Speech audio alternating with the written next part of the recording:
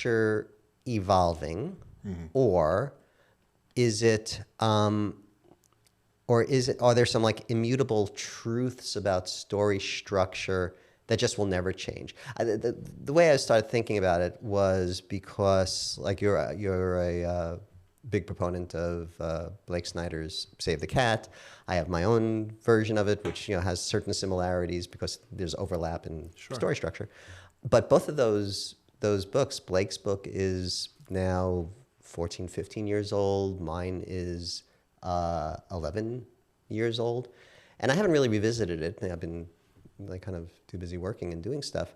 So I haven't really revisited a lot of the ideas in there. And I'm just wondering, in your experience, like, are you looking at stories being told now like, oh, they're kind of doing things differently, Well, I mean, I think one of the things that has shifted, just at least in the consciousness of, the media devouring public and also the media devouring media, is that we've kind of shifted from, for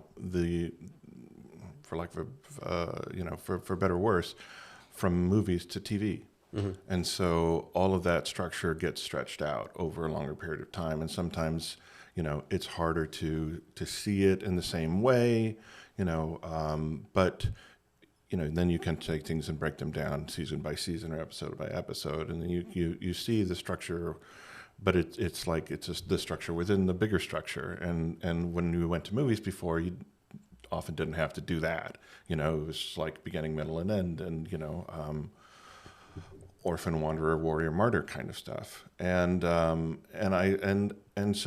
I think that, that's, I used to always describe it whenever people would kind of denigrate things like structure or beats or whatever. It's like, some people say this is a cliche, and I say it's a universal truth. That there's an immutable truth. There's immutable truths about story structure. Our brains are kind of hardwired to look for beginnings, middle, and ends, and I guess to paraphrase, I think it's Godard, not necessarily in that order, but you're trying to find a character that you can identify with. You're trying to find them on their journey. You're trying to, experience their story vicariously through that experience, and there's a lot of structure that I think is essential to exploiting that cathartic experience for the reader, the audience, for yourself as a writer, for the people that are performing this and everything. So, yeah, I mean, is it shifting? Possibly, but, I think one of the things about all this, it all kind of goes back, at least in terms of, the person who first sort of like gave this all names, to Joseph Campbell, and he would say, like, here, look at all these examples from all these cultures. Yeah, the mythic round and the hero's journey. Centuries and millennia ago. Right. And we keep sort of retelling these same sort of stories, and there's a structure to those stories. So I don't know that it's necessarily changing as much as, we're just finding variations on the theme. Yeah, because I know you've worked a lot with Quentin Tarantino, and, and he's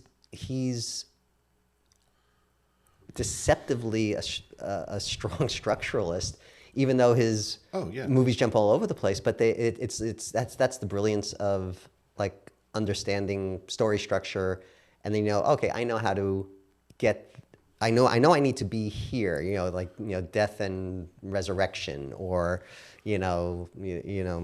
whatever. Switch over from wanderer to warrior. I know I got to get there. How do I smuggle it into the audience so that they don't see it? It's like editing, right? Yeah. They say like if when you know that something's been really well cut when you don't notice the edits, right? So saying that when you don't notice the structure, and then when something falls apart, it's like the structure's hitting over the head. It's like whoa, no, that doesn't go there. It's like exposition, it just is too direct, and it tells you exactly, that's the thing that often I rankle against, when you have a scene where the character says, all right, this is what we're going to do, and they lay it all out, and then they go do exactly that thing. It's like, well, one of these didn't have to be there. Either tell us this is a plan and then everything goes to hell, or don't tell us a plan and let it unfold for us as it's happening, and all of that kind of stuff. Favorite line of dialogue: "Come, let's go." Yes. Why don't you just go? Yeah.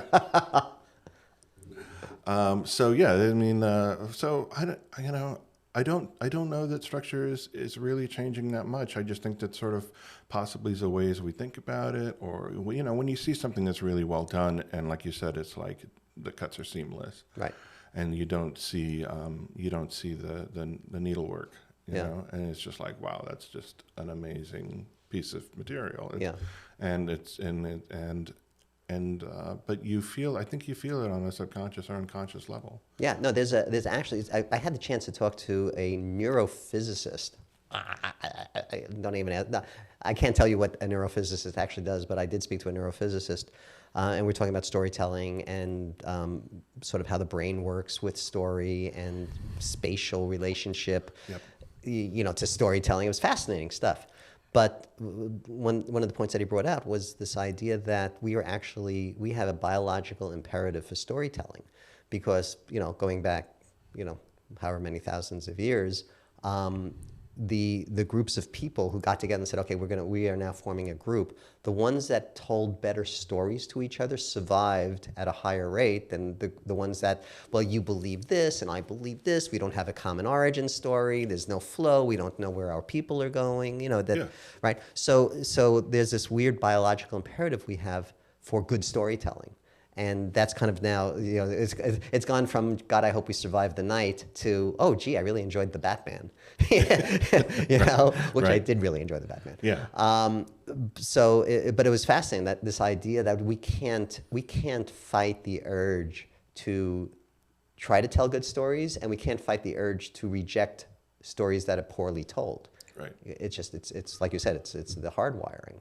It is. It's hardwiring, and you know that there's that's what community is built on. Like you said, that there's something that creates an identity, a cultural identity, you know, and even that communities, that sense of community is like, oh, we have a shared origin story, we have a shared experience, we have the same touchstones and things like that. Mm-hmm.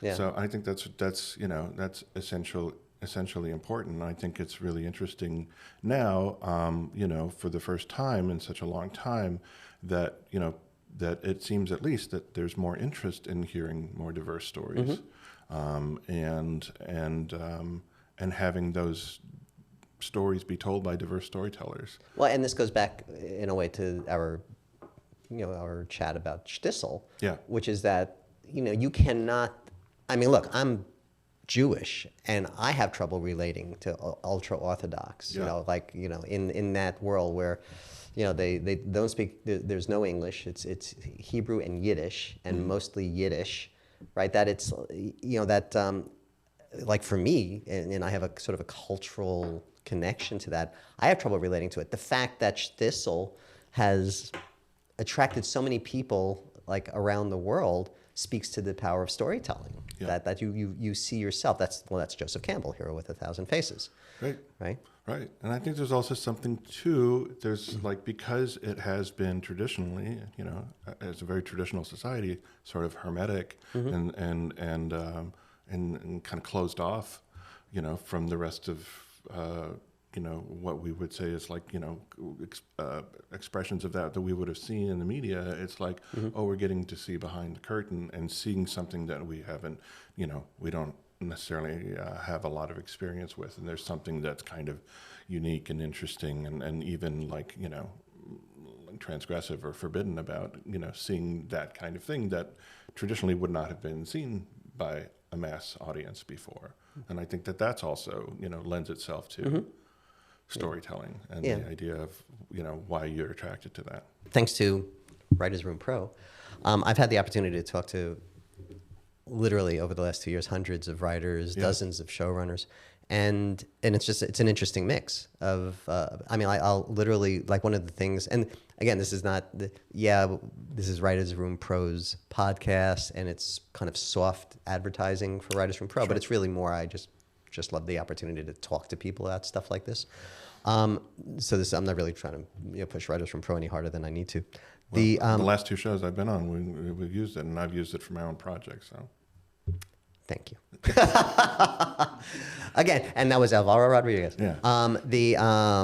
If it's good enough for Álvaro, who does not speak Spanish, it's good enough for you.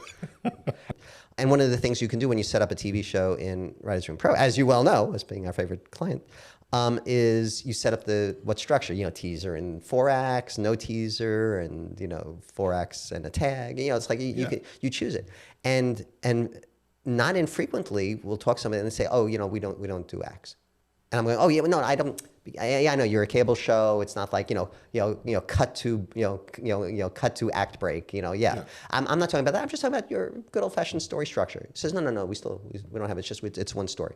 Can we set it up for 1 act? Yeah. And yeah, you can, but it's like, it's like whatever happened to a beginning, middle, end. It should be at least 3 acts. You know what I mean? It's so it's endlessly fascinating to me. How people, and they're great writers. Yeah. They're there's a flood, I've got to help. You know what I mean? It's like, right. There's, that's, I wish I was that person in a way. But that's the thing. I think people get used to that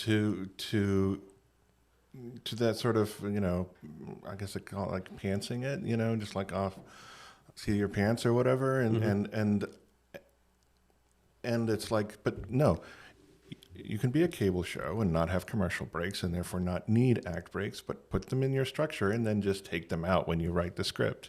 Take out the act 2 part. You don't have to tell me. You don't have, yeah. And so, but it's like this is a tool for you as a writer, right. just to help you compartmentalize and like know that, oh, there has to be a turn about this time in the story. And so what's that way that even though not cutting to a commercial, you want the audience to be like, right. And then come back after the commercial, even though there's no commercial. But it's just for you as a writer or just creator or a showrunner or whatever. And it's a little something I invented called storytelling. Yeah, it's a little trick. But yeah, I mean, I think that's the thing too. That there's something to me that when you're putting together a writer's room. And I've been someone who's, mostly been on the side of like not putting together the room, but being part of the room that's put together. Yeah. And then you realize like, oh, everyone here kind of has a different perspective, brings their own, thing. It's like they might be great at bringing ideas to the table, but then they're slower at other things. And then they might be terrible at bringing ideas to the table, but then they can write a script really fast and it's going to be really good and whatever. I got into trouble once in a writer's room where I was like the number 2 in the room. Yeah. And I asked everybody because I was kind of coming in to like a later season. I wasn't there on any of the earlier seasons. And I said, oh, so like what's everybody's like writing superpower? I wanted to hear from everybody, like what did you think your own personal skill set was like? I wanted to hear. I expected to hear that. Oh, I'm really good with ideas. I'm a little weaker on dialogue. I'm really good at writing women's dialogue. It's whatever. And and everybody got very, very upset about this idea that like there might be some shortcoming that they might have that that they would have to kind of bring out into the open. It was a very interesting kind of experience. It's the idea is just because then you can't tame the beast till you cage the beast, in a way, right? You have to know what your limitations are as a writer. What do I need to work on? Absolutely, 100%. Right, and I think that's that's always, always been part of my sort of mission statement. Is like, hey, I want to be able to come to you in all honesty about whatever thing might be bothering me or whatever, because I want you to come the same way to me. If something is bothering you, I don't need to be, told everything is wonderful if it's not. And it's like, I want to bring my best ideas to the table so that you can rip them apart. Because when you bring your best ideas, I want to also be able to rip them apart, because together we're going to build a better monster. There's something about, this is the contract we have with each other. If we can't be honest with each other and challenge each other, then what are we doing here, Right. But have you seen that changing because of the prevalence of the trips to HR that people get? Because it's like the writer's room for sure has shifted in the last, let's call it 4 years, 5 years. Yeah. Where it never used to be an eggshell experience. Now it's like I know so many showrunners, writers who are just terrified of actually having that contract and saying, look, you could tell me anything. I mean, I'd prefer you don't tell me like, I'm short, Yeah. Like you don't get personal. Right. But you can tell me anything about my writing and let's talk about it, right? But it's like when you're now living in a world where if I say, yeah, I really didn't like that script, and you can turn around and if you're that person go, it made me feel very unappreciated, when you said that. Yeah. And that becomes like a note from HR. Hey, make sure you express your appreciation. That you just shut up. Everyone just goes to their room and does their own thing. Yeah, I guess I think I've seen certain instances of that, and but I guess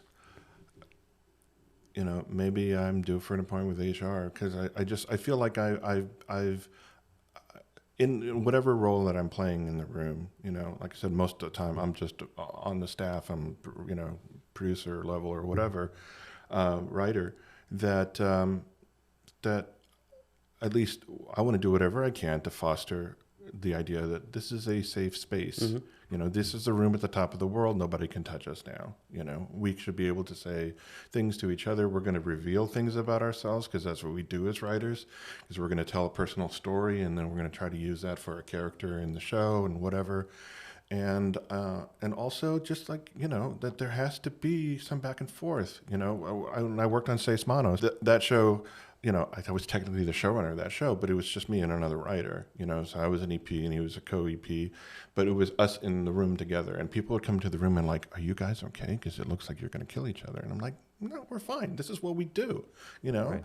It's like, yeah, I'm going to tell you that I don't like this. And I want you to tell me when you don't like this. And we're going to go back and forth because that's part of the process, And that's obviously it's a lot easier to do when, it's that right. Much more intimate, but still, I think at the same time, that's the sort of thing I would like to foster. And I know that it's difficult, and I know that there's a certain positionality that I have because I don't feel possibly the same things that other writers might feel in that situation, where they would feel threatened if someone did that, mm-hmm. or they would feel, and there's ways of doing it which can be threatening and can be, right.